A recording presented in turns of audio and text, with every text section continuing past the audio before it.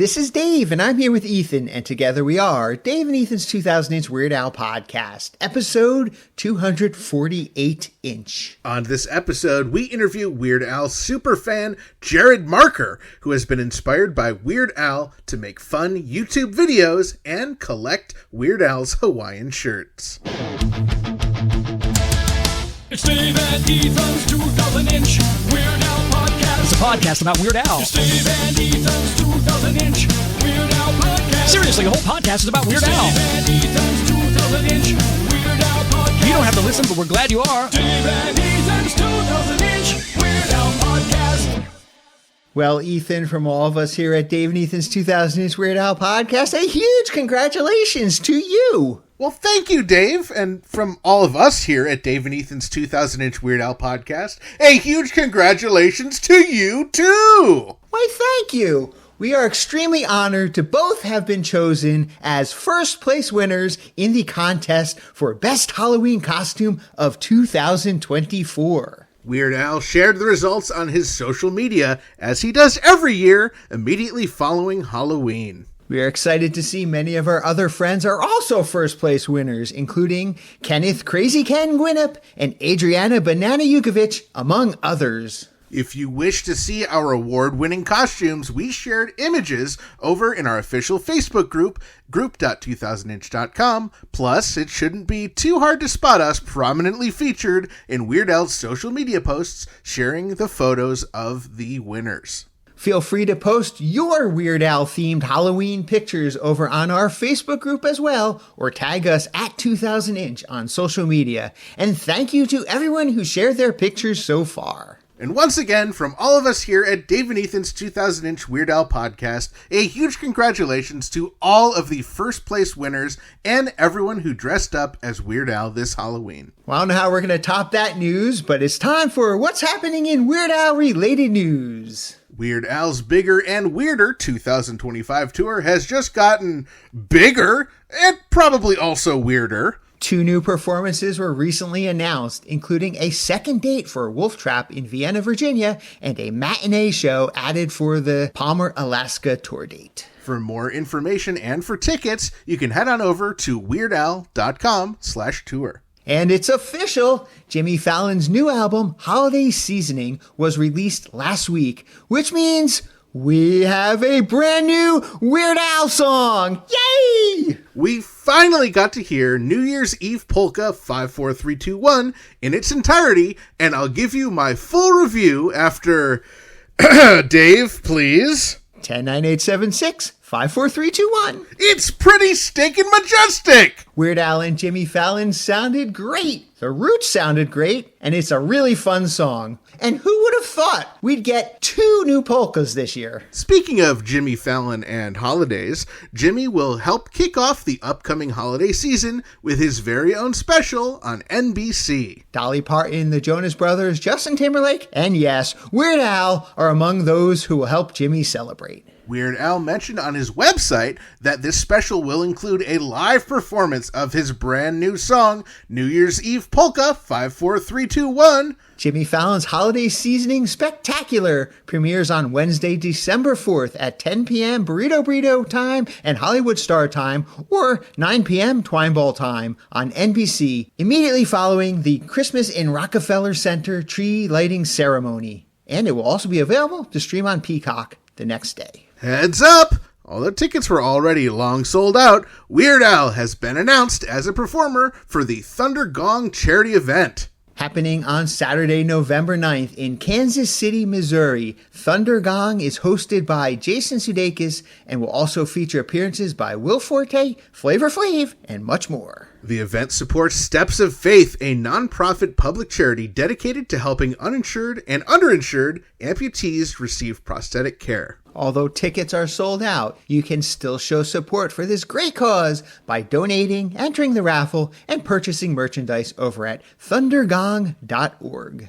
This episode is brought to you in part by Vegan Burrito Restaurant, Burrito Burrito, home of the 2-pound double wrapped quesadilla, Burrito Burrito, and Wizard Burger in Albany, New York. Come on down to Burrito Burrito and Burrito Burrito, your Burrito Burrito, and Wizard Burger for mouth-watering, loaded, dare I say beefy, vegan burgers. From Albany to Uranus, Burrito Burrito and Wizard Burger feed the hungry with out-of-this-world plant-based real food always vegan style. Visit burritosquare.com and wizardburger.com to order ahead.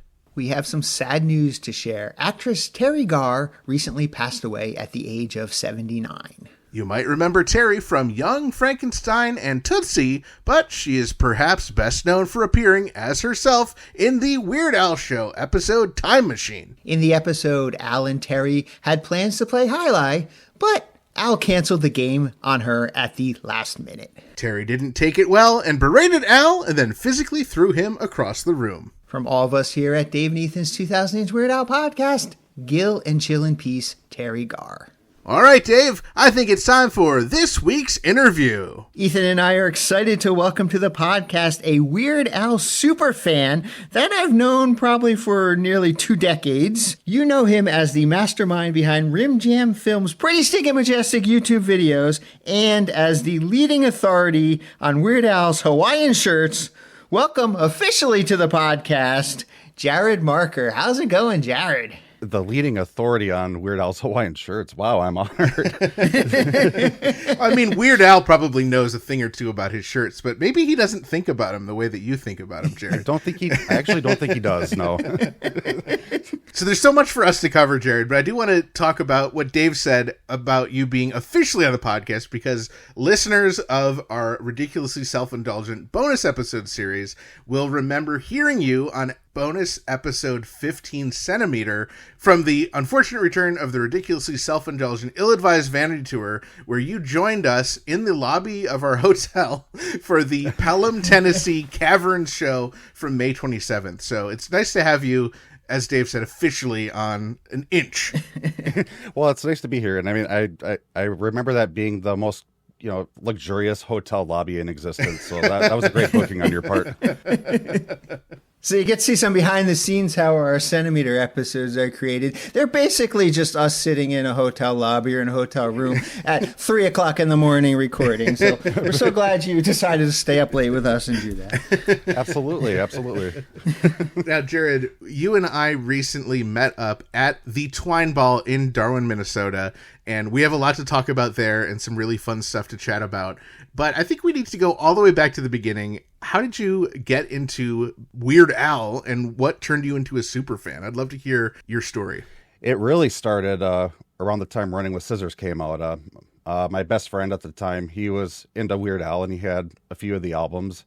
And we were just fanatic about Albuquerque, I would say maybe about a year later, he invited me to my first show when Al played in Duluth, Minnesota.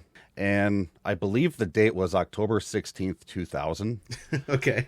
Yeah. I just remember it was just the most mind-blowing thing I had ever seen. So many costume changes. I believe Like a Surgeon was cut because the stage wasn't big enough for the riser or something like that. But otherwise, it was the full show. He just thoroughly impressed me with the concert that he had. And, you're 12 years old and you get to see this big, extravagant concert, and it blew my mind, really. And then, just something clicked in my brain. Like, I need to go to as many of these as possible.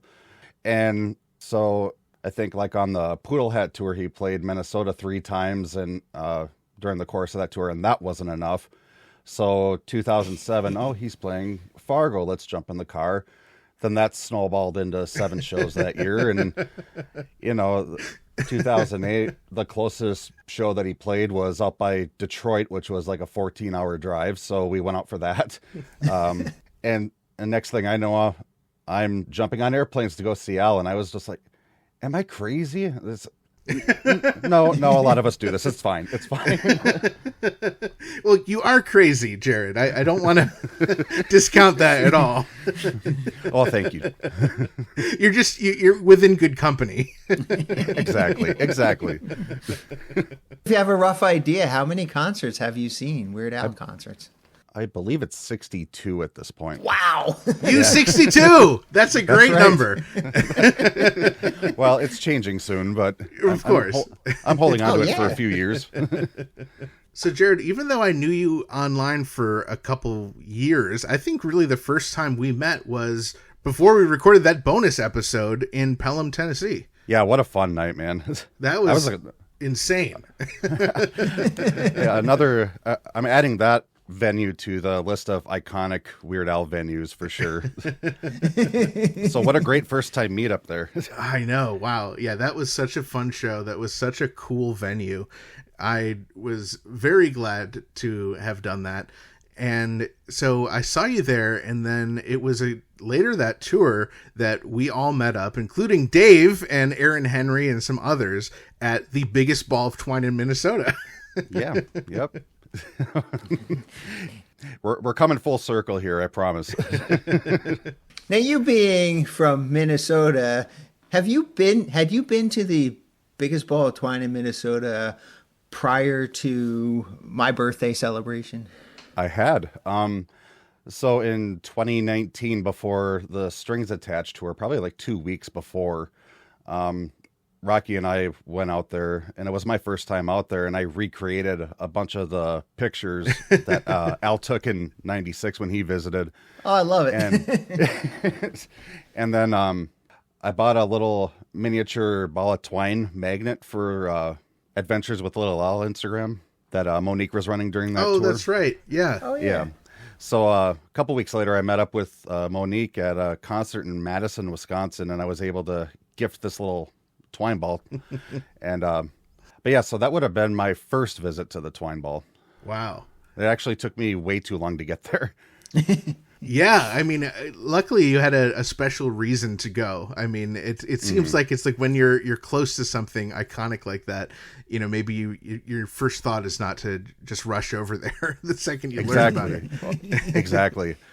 I know for many years I'd wanted to make some sort of video about Darwin. You know, I just hadn't really formulated a plan, and I guess I still really haven't, but that was going to be my first visit out there, was making whatever video that was going to be. But that video still hasn't happened, but fortunately, you know, other things brought me there sooner than that. Yes, and we will get into that, but you talked about your videos, and Jared, you have a really fantastic YouTube channel called Rim Jam, and Thank you. I really enjoy your videos, even the ones not about Weird Al. But I mean, my favorite ones are the ones about Weird Al related stuff. Of course. Would you say that you're inspired by Weird Al to get into video making? Oh, of course. That's what started it all for me. That was kind of one of the big things that brought Dave and I together 20 years ago, was the tape trading circle. So in the mail, I would get VHS dubs of his Al TV specials or the Weird Al show or something. And there was something especially special about the Al TV specials, where it was so raw and like his set was just a disaster, and he's just doing all these cheesy bits and skits.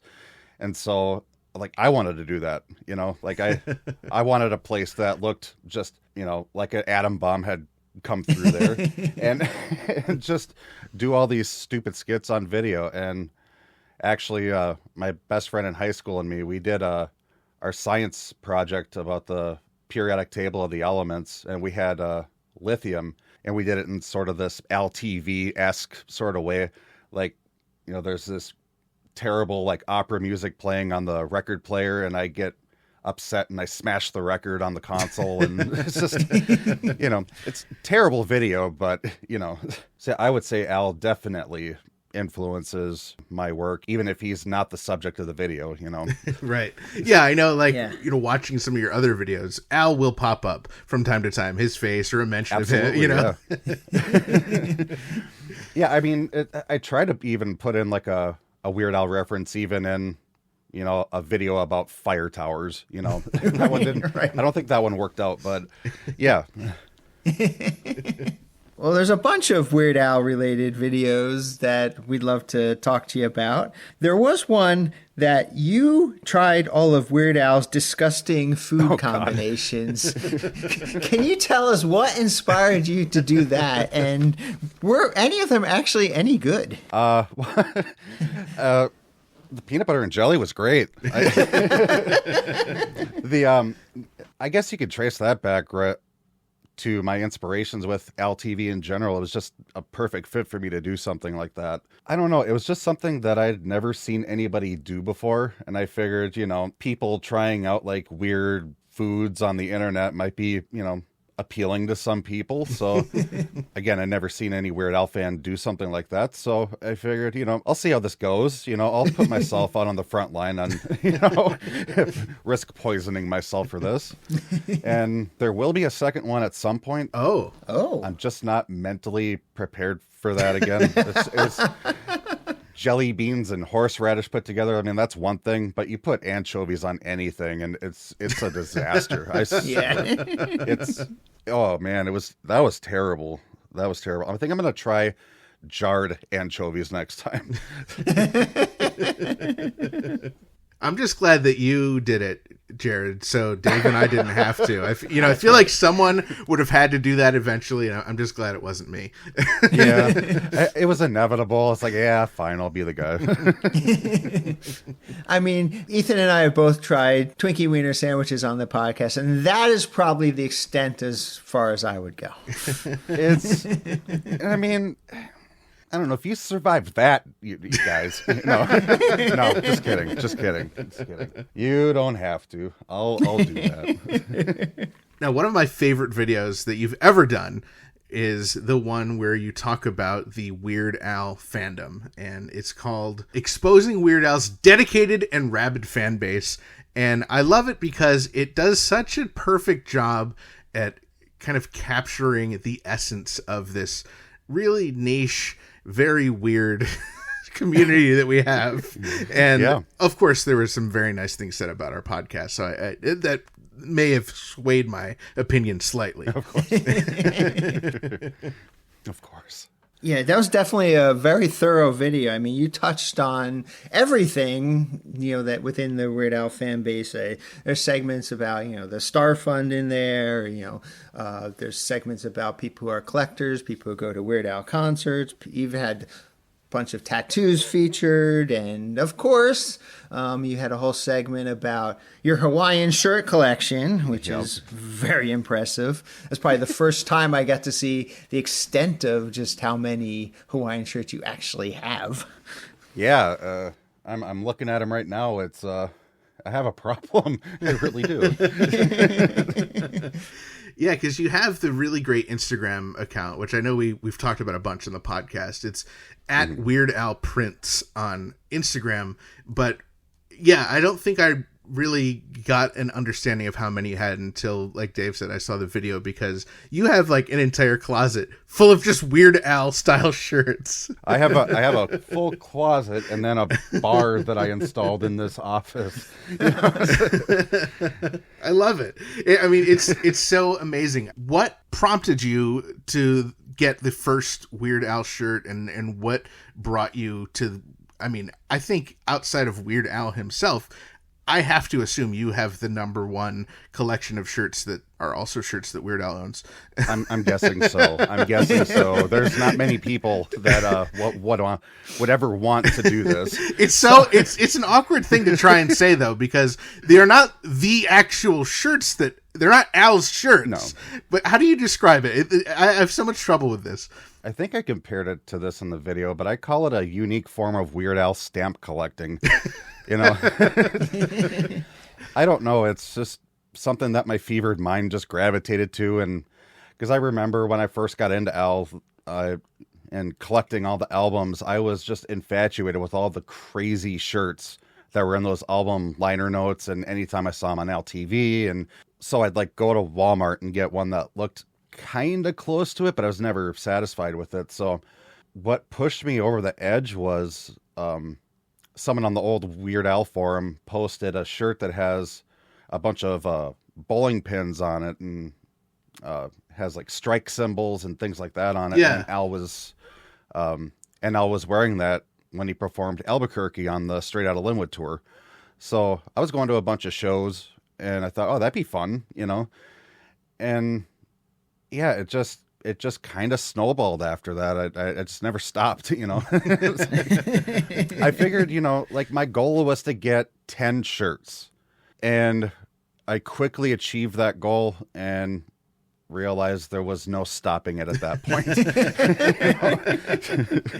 So it's a curse. It is definitely a curse. So Now, I think we have to ask you, Jared, do you have any idea how many shirts you have in your collection? yeah, I haven't gotten too many since I counted all of them. I mean, they're not all Weird Al shirts, but so the Weird Al collection I think is around 100. Wow. Wow.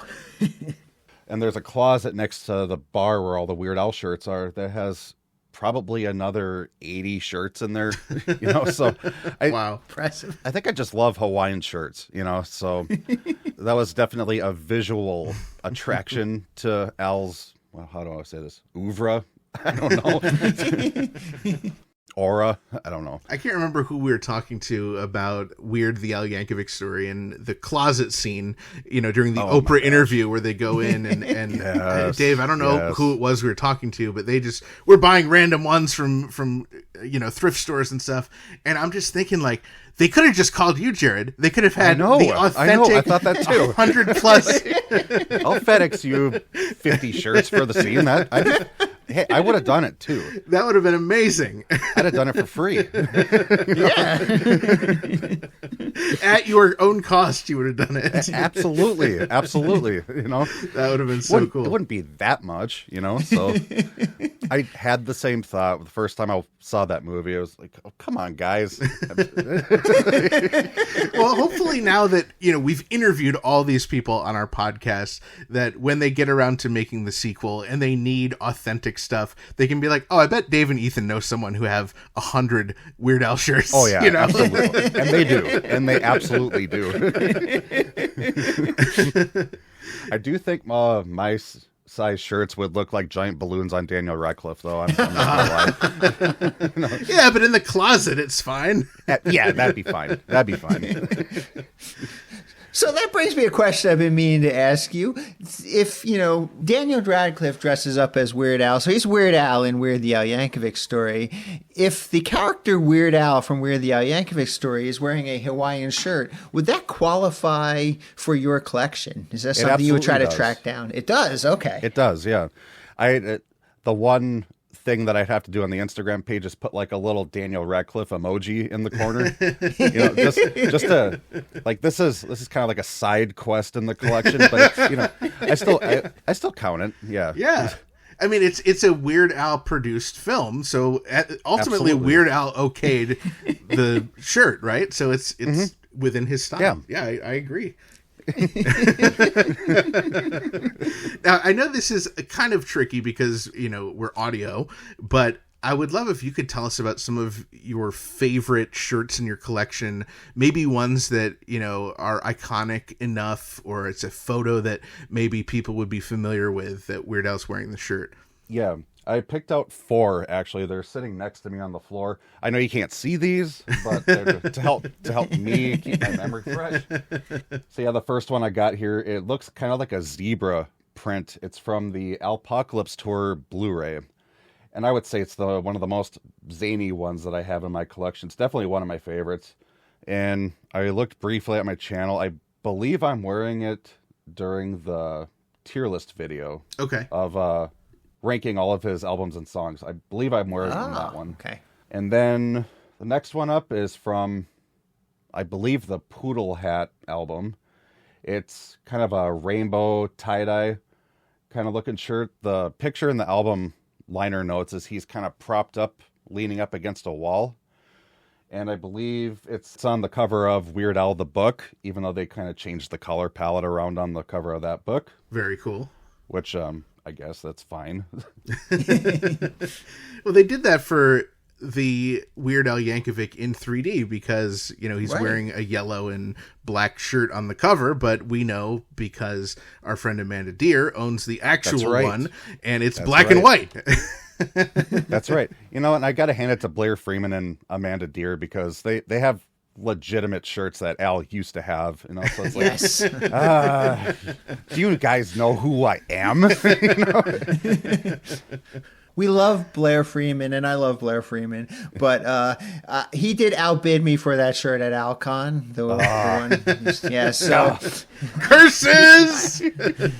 so I'm with you on this one, Jared. If we can find a way to get that shirt from Blair, we can kind of have joint ownership of it. Maybe we can split. Yeah. He's so lucky. I was only like 7 when that happened. Chicago isn't that far away.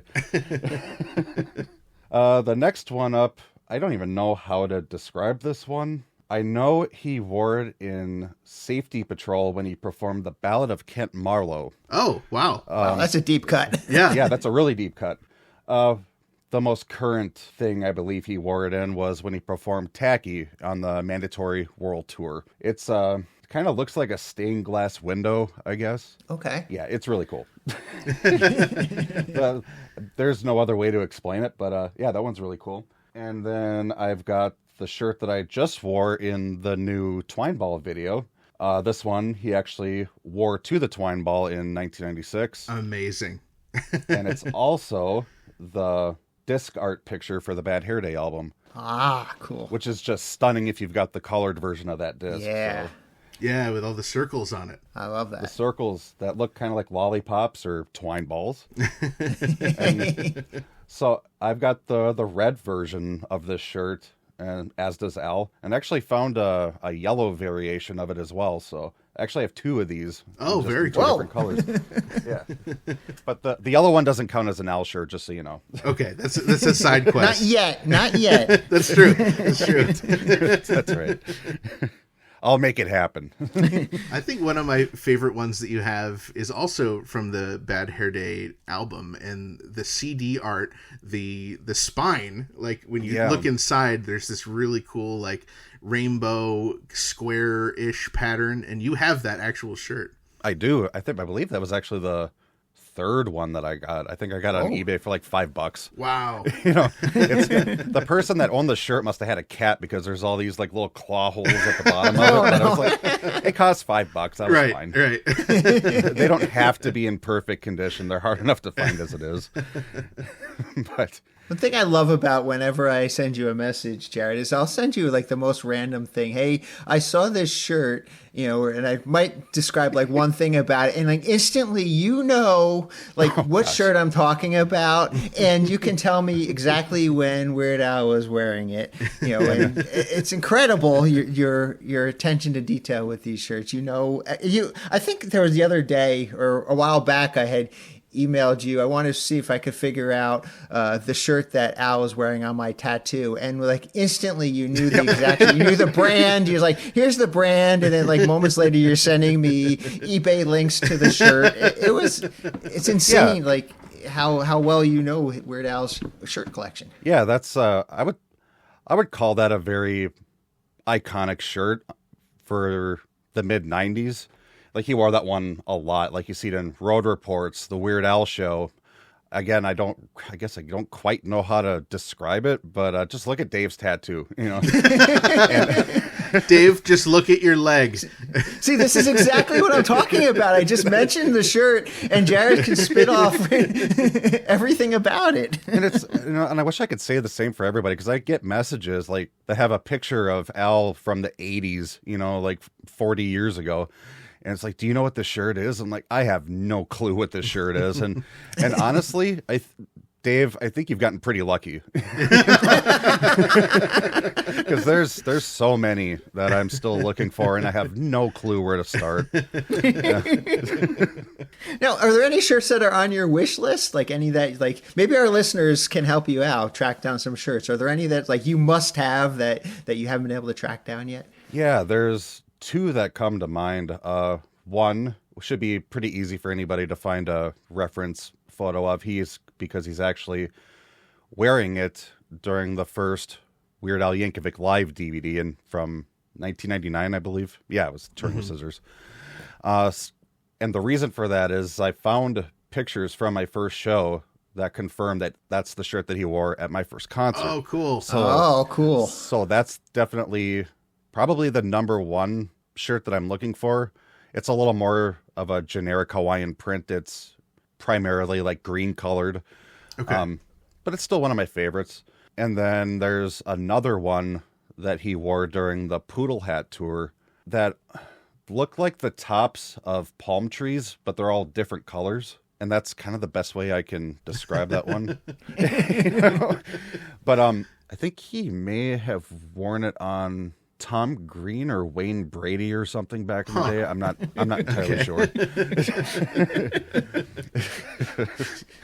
I'd have to look. But Jared, I'm just glad you don't collect, Weird Al's underwear or something. I'm glad you're stuck with just the shirts. yeah. Me too, Ethan. Well, Weird Al wore this underwear when he was on. Oh no, Regis and Kathy Lee, and the underwear I'm sure you definitely do not want is the one that he wore on the Circus of the Stars. On top of the sway pole, because that's probably no longer. I can't even imagine how stained those must have been. All right, moving on from that. This just got really weird, right? So, so let's stay on the subject of Hawaiian shirts for a moment. And I already know the answer to this, but I'm going to ask you because I don't think our listeners might be thinking the same question. But has there ever been instances where you and Weird Al were wearing the same exact shirt? Yeah, it was. It was really strange. So the first time it happened was at Red Rocks. I didn't wear the same shirt to the performance that night, even though I have it. But so I go backstage because Monique had invited us back there, and Al comes walking up, and we're wearing the same exact Hawaiian shirt.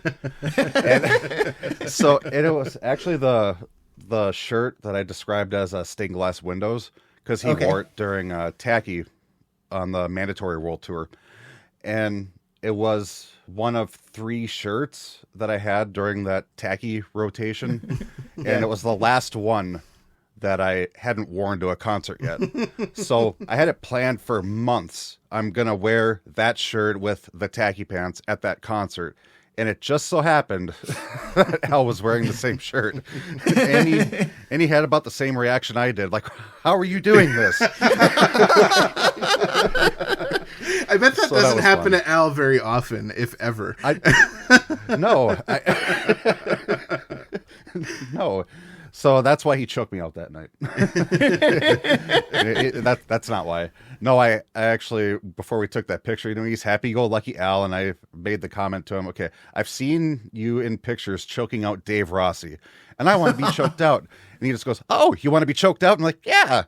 And then just flip of a dime, JW's got my phone, and at a flip of a dime, that face with his hands very lightly on my neck, but that face with those eyes staring at you and you're like 5 inches away is very, very intimidating.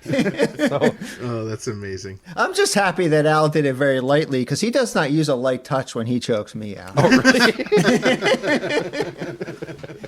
I'm probably no joking. Comment.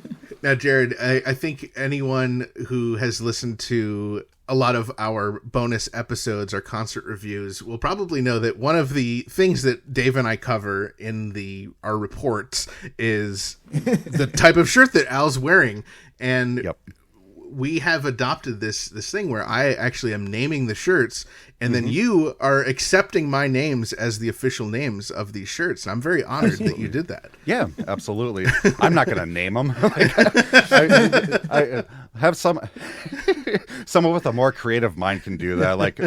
Like you have this fancy name for one of the shirts that I gave him, and I just called it the frog shirt, So yeah, no, I'm honored to have you do that. I am really impressed at, you're able to get into Al's head and understand the type of shirts that he likes, because you have given him a number of shirts that he's gone on to wear a number of times and put into his rotation. Yeah, and it was crazy at the Pelham, Tennessee concert, the first one. I'm sitting up in the front row, and he's wearing one of the shirts that I gave to him, and the icing on the cake is I was wearing the same shirt. So now, is that cheating? That time it may have been, although I'm not sure, because I did leave an Instagram comment, hey, can you wear this shirt? Because he posted a closet picture right before the tour started, and I saw the sleeve of it just hanging out of the closet, and I'm like, I'm pretty sure I gave him that one. So I left a comment, and he, didn't respond or anything. So I just kind of figured, oh, we'll leave it up to chance, and he did. So I was like, oh, he must have saw my comment. And when I met him that night, he had no idea what I was talking about. So cheating, sure, but Okay. I don't, it didn't wind up to be that way, no. And wasn't that the night where you gave him the toothpaste shirt? It was the night, yeah. And then that became like one of Al's go-to shirts. I saw him wear that like a dozen times on the tour. I was watching the VIP pictures and people's Instagrams and just, wow, he's wearing the toothpaste again. Oh, cool, he's wearing the frog shirt again. Oh, he's wearing that one that I don't really care for again. Oh, that's great. Now, I think there's a shirt that you have and Weird Al has and I have, because I think I sent you information about this shirt a while back, because a long time ago, and I don't remember the details, but I gave Weird Al a shirt probably for his birthday. Yeah. And it was a black and orange shirt, and I guess just trading, emails or texts back with you, I mentioned it, and you were interested to see which shirt it was. And then you tracked down some pictures of Weird Al wearing it, which was very exciting for me. And then believe you managed to track down the shirt yourself, since now that you had proof that Weird Al was wearing it. So the three of us will have to somehow coordinate to wear that all in the same location at the same time. Yeah. Just send him an email. Yeah, I would love to do that. I'll fly to LA just for one picture. That would be worth it. I think so. But yeah, I did end up finding that shirt, and this is how insane my brain is. I believe you actually wore that shirt at the Hollywood Bowl. I'm talking about Dave. Yeah, I did actually. I did wear that shirt. Wow. I think I used it on the Weird Al Prince page. I think it's you in Bermuda standing in front of the bowl. It's like one of my favorite pictures of you in Bermuda with the Hollywood Bowl in the background. So it's like, oh, I have that shirt. I have to put it on the page. So yeah. Wow. I didn't know you were tracking which shirts I was wearing. So I'm waiting for the Dave Elvis Rossi Prince Instagram.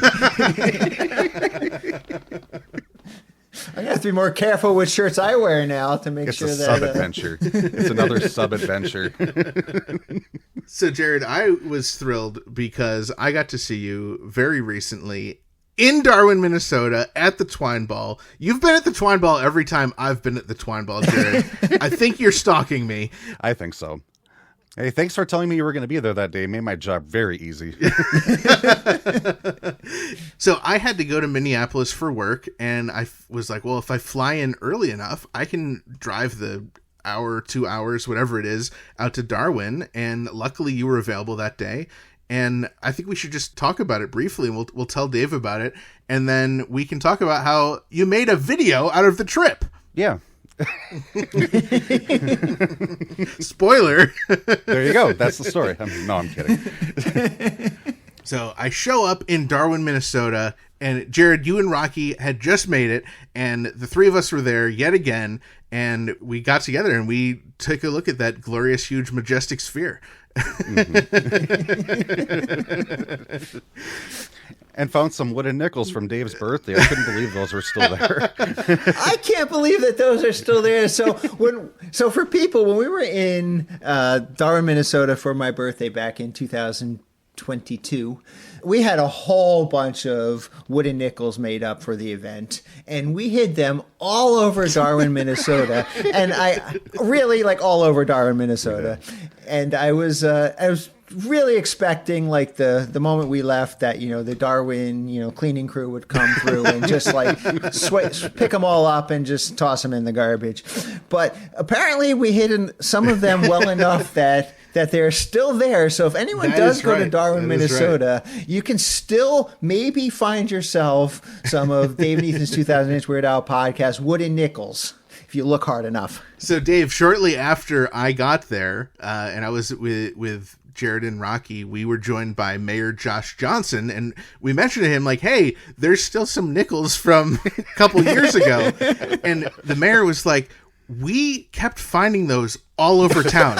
He's like, we found some at Perennial Bank. We found some, like, near the post office. We found some, like, he's like, we kept finding them. It became like a town joke that they just kept finding our wooden nickels. So we definitely have to do it again.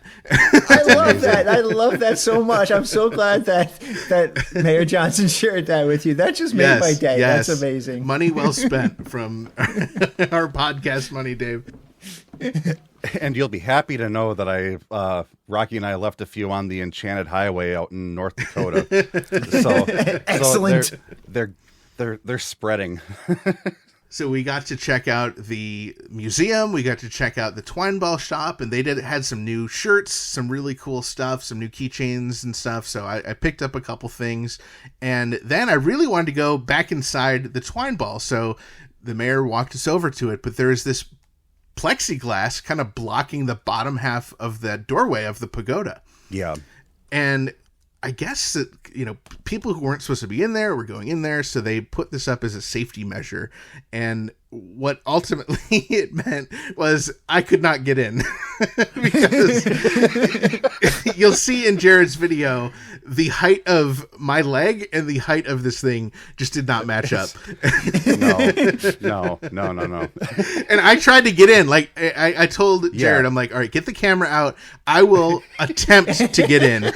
If I get in, great, we have it on camera. If not, it'll be funny. And so I tried, and then Jared's like, was that your attempt? And I was like, yeah. I think you were expecting a little bit more from me. Well, I figured you really had to get your hands on those twine ball pieces. The twine dust. That's right. Yeah, luckily the mayor grabbed me some nice pieces of the twine ball, and I now have authentic sisal twine from the twine ball in my collection. Wow. And authentic dust that is from the city of Darwin. So that, what could get better than that? Yeah, and I think you actually got a couple of knots too, which are very special. Yes. Ooh. So, I've got some knots, I've got some dust. Everyone's very jealous, Dave, of my collection. I really was. It's like, I live in Minnesota and I don't have one. Well, that's it. I've reserved the next one for me. It's mine. Apparently, you just need really long legs and you can go in and get your own. Yeah. I'm not as limber as I used to be, so I wasn't going to try. But, I could have done it, I think. Really? I think so. Okay. Yeah. Well, next time I want to see it. Okay. I'll give you the camera. Yeah, I want to see your attempt, Jared. Oh, I'll do it. I might have some bruises after, but I'll do it. So after we visited the Twine Ball, the mayor took us out to lunch, and we went to Troubles Number 2 right down the street, which is, the hopping place in town for lunch. And I did get David's Pizza Rolls in your honor, Dave. Thank you. I was like, well, I don't know what to get, but I got to honor Dave since he's not here. So I got those, and they were great. And then the kind of impetus for this trip was there's a super fan of Weird Al, Mindy, who has purchased the Twine Ball Inn and has plans to renovate it. And unfortunately, she wasn't in town the day that Jared and I were there, but her business partner who bought the building with her was there. So this guy, Tim, brought us into the actual Twine Ball Inn. Wow. Mm-hmm. Yeah, that was wild just to be in that building, because every time I've been there before, there's no access to go in. Right. It's just a photo op under the sign, and which, is worth the trip out there alone just for the photo op. But right. It was really cool to finally go in there. They had recently completely demolished the floor. So it was a cement floor and it was cracking. So they had a little bulldozer in there and they had just done it. So the whole ground was just like, rubble and dirt, and it was just really cool. I loved it. So when people watch the footage from that, there's a reason it's so shaky. It's because I'm trying to watch my footing and film at the same time. So sorry if you if you get motion sickness or anything. I tried my best. It's really cool because in the video you'll see Tim and then Christy, who's doing the designing, we're talking about their plans for it. And it's going to be really cool, Dave. It's going to be an Airbnb with 3 rooms. One of them's going to be Weird Al themed. The other one's going to be awesome. Twine Ball themed. And the other one's going to be Darwin themed. And it's so cool. So you definitely are going to have to check out that video and you can see all about our trip. And Jared, you were really awesome. Not only did you make an incredible video for your channel with your voiceover and your cut-ins and your gags, you also, exclusively for Dave and I, created an extended cut of our trip to the Twine Ball, which is like a 20-minute thing with all sorts of jokes and silliness and all the extra stuff that we did. And I highly recommend it. You can check it out if you're a part of our Patreon family, which, Jared, you are part of our Patreon family, longtime part of our Patreon family. And you can get it over at patreon.com/2000inch. And one of our stops from the day is exclusive to that video. And we actually went to the bee twine honey farm that we've talked about on the podcast in the Darwin ads like a dozen times. So, I love it. Yep. The giant Sasquatch outside. That's right. I don't think that existed in 2022, or at least I wasn't aware of it. Otherwise, I definitely would have gone there and left some wooden nickels with the Sasquatch. But I did leave some wooden nickels in the Twine Ball Inn, or at the outside of the Twine Ball Inn. So maybe somebody staying in the updated Airbnb eventually will come across some wooden nickels. And if they are looking for, design ideas, I think an entire wall just made out of Dave and Ethan's 2000 Weird Al podcast, Discover Darwin wooden nickels, would be a nice addition. I think so too. Yeah. Oh my gosh. It's like the gum wall. Stick your wooden nickel on the wall. Yeah, so I don't know if this is going to happen or not. But if they want me to, I will be photographing some of my shirts for wallpaper or curtains, I believe. Wow. To see if we can get some authentic Weird Al prints in that room as well. So that would be so cool. I'm glad that you're willing to do that, Jared. Absolutely. And some of you did photograph some of your shirts, right, for the Showgals, the movie, their official calendar as well. I did. Yeah, that's awesome. That was funny. I was on a road trip at the time, actually out to the Enchanted Highway, when I get just about 50 messages from Jeff with all of his pics of shirts that he wants. So when I got home from that trip, I just had to photograph 50 shirts and get them to him. But that was fun, man. Like, I'm really glad I got to be a part of that. And it came out so great. It's such a great calendar. Oh, yeah. My photographing setup was very crude. I basically just pointed a ring light at the floor and just took pictures. So I'm actually kind of surprised at how well it turned out. I mean, I gave it my best effort, but yeah, he nailed it. Like, he did a really good job at that. Yeah, it looks really great. Yeah, it's really cool. Jared, there was one thing I wanted to talk about. You mentioned this video earlier on the Rim Jam channel on YouTube. You've got a video called Ranking Every Weird Al Album and Song. And my most controversial video yet. There are a couple, things where, maybe your opinion's wrong. And I'll let those slide. No. Because you can't help having a bad opinion. But come on. What I really need to talk about is on the soundtrack for UHF, you refused to rank Gandhi 2 and Spatula City. And I would like you to defend yourself right now. Now's your opportunity. It's because there's skits from the movie. I understand that there's a backtrack, and that is technically a song. We don't disagree there, Ethan. But they're almost like commercial breaks for the albums. They're not songs. You know what I mean? No, you don't. Okay, well, so why can't you rank them just as tracks then? Because I was being very picky with this video. It's like, it's got to be songs only. But out of all 14 albums, there's only 2 tracks that you don't mention. It's not like every single album has a dozen of these that you had to skip over. Okay, the real reason I was waiting for this day to come, so my opinions could be a podcast exclusive. Here you go. They're both. I mean, they're both S-tier skits. I mean, you can't go wrong. I mean, I do love that they're on the album, you know. So, so you're putting them ranked pretty stinking majestic. They are, absolutely. They're some of my favorite bits in the UHF, so of course. I don't have hatred towards them. I think it would have been a lot simpler to just rank them. I tracked down Al's Hawaiian shirts. Like, there's nothing simple going on in my mind. All right. Well, I feel better, but I do wonder now, do you need to move the album up higher in the rankings with these two S's added? Actually, that's a good point. I probably do. I don't even know what I ranked it. Let me look at the video. Did I rank it A? I feel like I would have ranked that one A. Yes, it's A. 90,000 watts of Dolby sound. Oh, yeah, then it's definitely an S tier. I mean, it's got the biggest ball of twine in Minnesota. I mean, even if it was, you know, a very lackluster album otherwise, it's got the biggest ball of twine in Minnesota. I mean, that's true. That's an automatic S tier just because that song's on the album. All right. Well, I'm glad that we have rectified this horrible, horrible injustice. I'm glad you can sleep at night now, Ethan. I can sleep slightly better, I think. And I can't sleep well.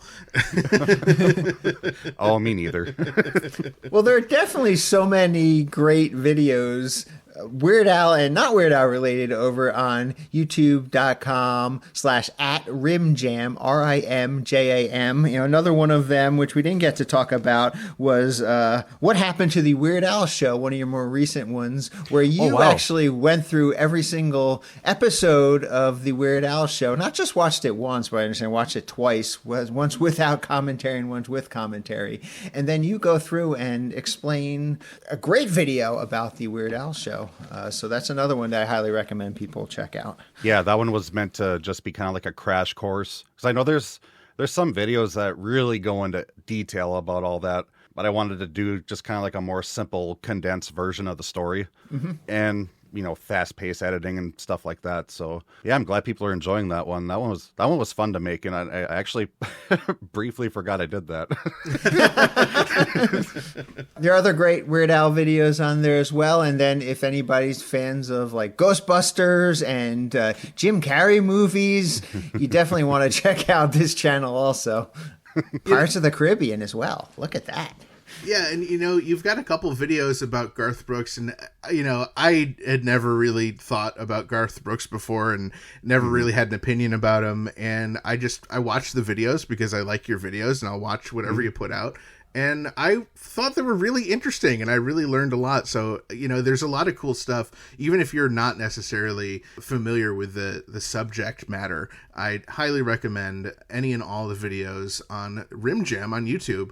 And Jared, we can also, of course, find you on Instagram at Weird Al Prints. That's to see your incredible identical Weird Al shirt collection. And we can also find Rim Jam at rimjam_YT, both on Instagram and Twitter. Perfect. I couldn't have said it better myself. Also, I personally have to give a huge shout out to Sully for all of his help with the Hawaiian shirt collecting over the years. I have to. He's helped me find so many of those. So, hi, Sully, if you're listening to this. Jared, thank you so much for putting this incredible Darwin video together on your channel, the incredible Darwin video for the Dave and Ethan's 2000-inch Weird Al podcast Patreon. And most of all, thank you so much for finally joining us on the podcast. I'm happy to be here, man. Let's do it again next weekend. Why not? A huge thank you to the incredibly talented Jared Marker. Be sure to follow him on YouTube at Rim Jam Films and follow him at Weird Al Prince on Instagram. And make sure you check out Jared's video all about our trip to Darwin, Minnesota. And once you've thoroughly enjoyed that, then check out the exclusive, more than double the length extended cut of the video that he made exclusively for the 2000-inch Patreon. Patreon.com/2000-inch. That sound means we have a call on the 347 Spatula Hotline, the official hotline of Dave and Ethan's 2000-inch Weird Al podcast. Let's hear that call. Intern Frank. Are you troubled by strange noises in the middle of the night? Do you experience feelings of dread in your basement or attic? Have you or any of your family ever seen a spook, specter, or ghost? If the answer is yes, then I suggest you go and see Weird Al in concert next year. It's the cure for whatever ails you. Hi there, Dave and Ethan. It's your old pal Chris, the cartoon-loving geek from Canada. Well, as you know, Halloween is upon us again, and I figured while we're waiting for Al's next tour next summer, I took the liberty of doing something festive to put you guys in the spirit of Halloween. And it's actually a rather interesting story. Let me explain. You see, there's this farmer that lives not too far away from me, and he has a cool-looking scarecrow out in his cornfield dressed up like Weird Al. He even managed to get some of the crows to dress up like Weird Al characters. How he did that is beyond me, but still very cool. He even has 2 jack-o'-lanterns with your faces on them. Evidently, he's a fan of your podcast. Well, regardless, I tried to take a picture of it, but he said no. Sadly, he doesn't like having people take pictures of his stuff. So I asked him, can I draw it instead? He thought it over, and eventually said yes, provided I did not draw him. And considering he kind of looks like that homicidal maniac from Nature Trail to Hell, I figured, no worries there. So, that being said, I hope you guys like the pics, and I hope they help make your Halloween extra weird this year. So until next time, have a safe, healthy, and happy Halloween. And I'll catch you guys on the flip side. See you later. Oh, wait a minute, one more thing. Frank, if you're eavesdropping again, I'm not even going to ask. I'm pretty much certain that it was you who tried to replace several of Al's inductee votes at the Rock and Roll Hall of Fame with Slim Whitman votes instead. And so, as punishment for your heinous crime, I went and melted down all of your Slim Whitman records and turned them into a giant spatula shaped like Al's head. Hopefully you'll think twice the next time you try to pull a stunt like that, you dirty, rotten, lousy intern! Well, anyways, that's it from me. Ciao, guys!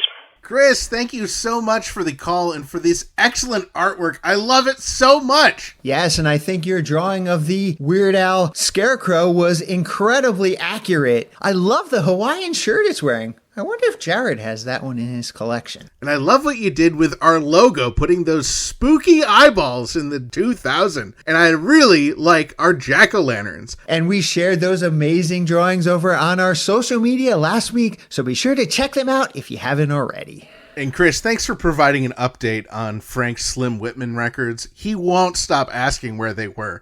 Don't worry, we won't tell him. This episode is brought to you in part by Discover Darwin, promoting tourism in Darwin, Minnesota. Not only is historic Darwin, Minnesota, beautiful, it's also got Ethan Ullman. Woohoo! That's right, our very own Ethan Ullman recently visited Darwin, Minnesota for the 2nd time ever. That's very true. I met up with past guests of the podcast, Mayor Josh Johnson, and current guest of the podcast, Jared Marker, as well as Rocky Hooker and a few others, and we had a ton of fun. Now tell me, did you visit Troubles No. 2 while you were there? Yes, I did. Did you visit Bee Twine Honey Farm while you were there? Yes, I did. Did you visit the Twine Ball Inn while you were there? Yes, I did. Did you visit the Twine Ball Museum and Gift Shop while you were there? Yes, I did. Did you visit the Twine Ball itself while you were there? Yes, I did. Didn't we just talk all about this with Jared? Yes, we did.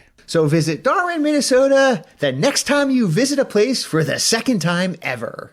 Discover Darwin, more than just the Twine Ball. And after you visit Darwin, Minnesota, be sure to attempt to visit www.discoverdarwin.biz. Dave and Ethan's 2000-inch Weird Al podcast is brought to you absolutely free thanks to our incredible sponsors, Burrito Burrito, Wizard Burger, our very own Jackson Scoggins, Discover Darwin, and our very own Kenneth Crazy Ken Gwinnett. Our podcast is also supported by everyone else in our Patreon family, with special thanks to our very own close personal friend level Patreon supporters, Ron, Adriana Banana Yugovich, Weird Stream Date Nancy, Scotto Brothers, Allison, Blair, Matt T, Ajax, Javier, UH Jeff, Casey Killingsworth, Kev Messick, Zach Casper, Zeb, Yanko Chick 38, Devlin, Dana B. and Beaker, and also thanks to Red State Update, Spunky Siren, Trevor Oakley, Macy K, Wendy Lippert, our newest Patreon supporter Robert, and everyone else in our pretty stinking majestic Patreon family. If you enjoy our Hawaiian shirt-themed Weird Al podcast, as heard in the Weird Al Yankovic story commentary track, please consider supporting us over at patreon.com/2000inch. There are awesome benefits like getting your name read on the podcast, your own private RSS feed, which gives you early access to each and every one of our bonus episodes, and the self-satisfaction of doing something important with your otherwise pitiful, meaningless existence. Plus, you can check out the exclusive extended video of Ethan's visit to Darwin, Minnesota, created by Jared himself. And don't forget to check out our official merchandise shop over at shop.2000inch.com. All proceeds from purchases go directly towards supporting our fine podcast. We love hearing from our listeners and other Weird Al fans, so be sure to join our Facebook community at group.2000inch.com and visit our Discord server for even more riveting Weird Al and Red Rum Taguti related conversations. You can find both of them linked on our website, as well as information about past episodes and guests over at 2000inch.com or weirdalpodcast.com. Keep up on new episodes, podcast news, and events by following at 2000inch on Facebook, X, Threads, and Instagram. And be sure to subscribe everywhere you listen to podcasts so you do not miss a single episode. Not only does subscribing help the podcast, every single video you watch on YouTube will be an exclusive extended version. Plus, we also love it when we receive voicemail via our official patent-pending 27-hour-a-day podcast hotline 347 Spatula, as seen in the Illustrated Al, The Songs of Weird Al Yankovic. That number is 347-772-8852. Give it a call or a text, and you might even hear your message in a future episode. Thank you once again to Jared Marker for joining us this episode. We'd also like to thank Mayor Josh Johnson, Rocky Hooker, Mindy, Tim, and Christy. Our very own Weird Al admiring, cartoon-loving geek of a friend from Canada, Chris Sear, Tony Goldmark, Adrian Vasquez, Rebecca at My Moving Parts, and our very own Claire Walsh. Thank you to the Grammy Award-winning Jim Kimo West for our incredible podcast theme song, and thank you to Weird Al Yankovic, as this podcast probably would not exist without him. Thank you also to John Bermuda Schwartz, Steve J., Ruben Valtierra, Jay Levy, and the irreplaceable Joe Jaffa. And a big thanks to all of you, our loyal listeners, subscribers, Patreon supporters, and sponsors, and everyone else who makes our podcast possible. Thank you, as always, for choosing Dave and Ethan's 2000-inch Weird Al podcast. And until the next time, remember to gill and chill, keep listening to Weird Al, and stay cheesy.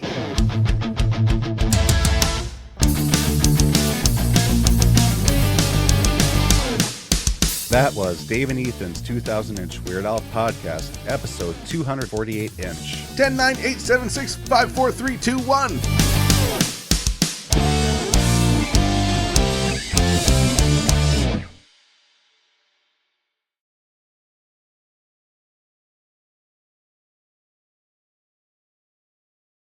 I can't even imagine how stained those must be.